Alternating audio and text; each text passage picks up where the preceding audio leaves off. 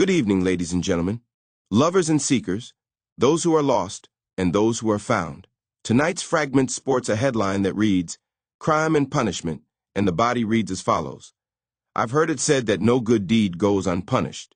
If that is so, I now understand. Therefore, if you can't do the time, don't do the crime. Let's begin. This fragment operates as a cynical inversion of moral logic that exposes how social punishment systems corrupt ethical behavior by making virtue indistinguishable from criminality.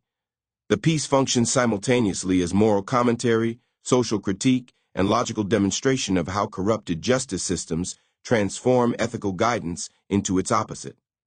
The headline Crime and Punishment immediately invokes both Dostoevsky's philosophical novel and the fundamental structure of justice systems that attempt to balance wrongdoing with consequences. However, the fragment subverts expectations by revealing how this balance becomes perverted when society systematically punishes virtue while rewarding vice. The opening phrase, I've heard it said that no good deed goes unpunished, introduces a familiar aphorism that captures widespread cynicism about moral behavior in corrupt social environments. This saying suggests that attempting to do right inevitably results in negative consequences, implying that moral behavior is actually dangerous in societies where virtue threatens established power structures.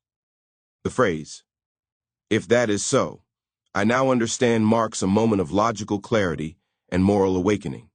The speaker moves from passive reception of wisdom to active comprehension of its implications. This understanding represents a kind of moral education, but one that leads away from virtue rather than toward it. The concluding statement, therefore, if you can't do the time, don't do the crime, applies standard criminal justice logic to virtuous behavior, creating a complete moral inversion.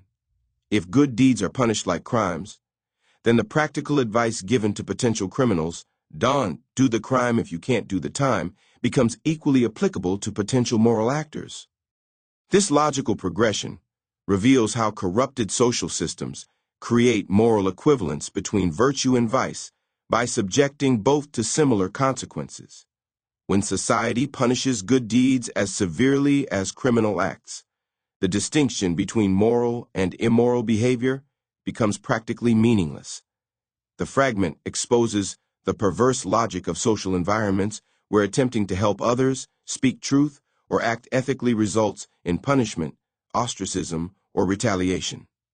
In such contexts, moral behavior requires accepting the same risks associated with criminal activity: social rejection, professional consequences, and personal suffering. The phrase I now understand suggests that this moral inversion is not immediately obvious but requires experience or reflection to recognize.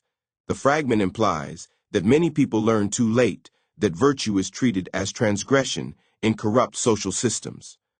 The application of criminal justice language to moral behavior creates cognitive dissonance that forces recognition of how thoroughly social punishment systems can become corrupted.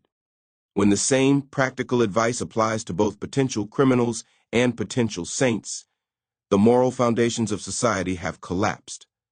The fragment also suggests that moral courage requires the same psychological preparation as criminal activity, the willingness to accept punishment for one's actions.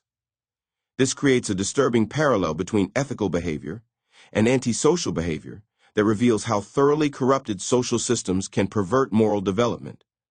At the meta level, the fragment performs its own moral critique by using familiar aphorisms and logical structures to reach unfamiliar conclusions. The recognizable elements: the aphorism about good deeds, the criminal justice maxim, create initial comfort that makes the final moral inversion more shocking and effective. The piece functions as commentary on contemporary social and political environments where whistleblowers are prosecuted more severely than the corruption they expose, where moral stands result in career destruction, and where ethical behavior becomes a form of social martyrdom. The fragment's logical structure demonstrates how corrupted systems create their own perverted forms of moral education. Instead of teaching people to do right regardless of consequences, corrupt environments teach people to avoid moral behavior that will be punished. The system literally educates people away from virtue, The brevity and logical clarity of the fragment make its moral implications more, rather than less disturbing. There are no complex philosophical arguments to dismiss, just simple logical progression from widely accepted premises to unavoidable conclusions about moral behavior in corrupt social systems. Ultimately, the fragment succeeds as a frictionless machine, by using familiar moral language to expose how social corruption transforms virtue into liability. The recognizable aphorisms and logical structures disarm resistance, while the moral inversion creates cognitive disruption that forces recognition of how thoroughly justice systems can be perverted to punish the very behavior they purport to encourage.